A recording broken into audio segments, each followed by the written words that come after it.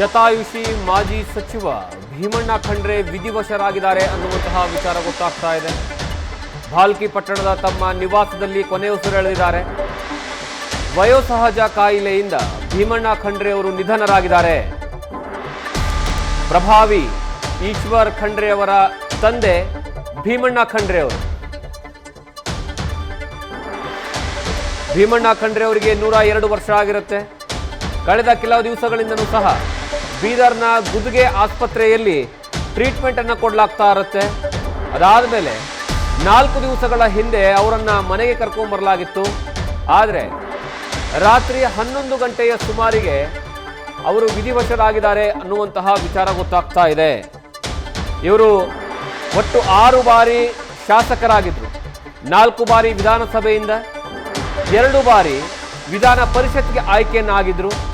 ಅದರ ಜೊತೆಗೆ ಸಾರಿಗೆ ಇಲಾಖೆಯನ್ನ ನಿರ್ವಹಿಸಿರುವಂತಹ ಸಚಿವರು.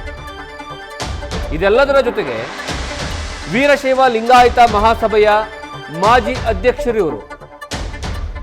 102 ವರ್ಷಗಳ ಕಾಲ ತಮ್ಮ ಜೀವನವನ್ನು ನಡೆಸಿ ಈಗ ಬಾರದ ಲೋಕಕ್ಕೆ ತೆರಳಿದ್ದಾರೆ.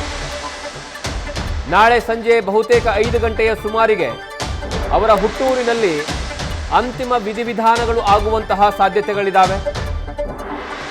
ಅಪಾರ ಪ್ರಮಾಣದ ವೀರಶೈವ ಲಿಂಗಾಯತ ಸಮುದಾಯದ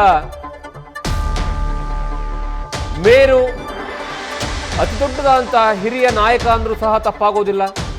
ಆ ಸಮಾಜಕ್ಕೆ ಅವರ ಕೊಡುಗೆ ಬಹಳಷ್ಟು ದೊಡ್ಡ ಮಟ್ಟದಲ್ಲಿ. ಇನ್ನೊಂದು ಇಲ್ಲಿ ನೆನೆಸಲೇಬೇಕು,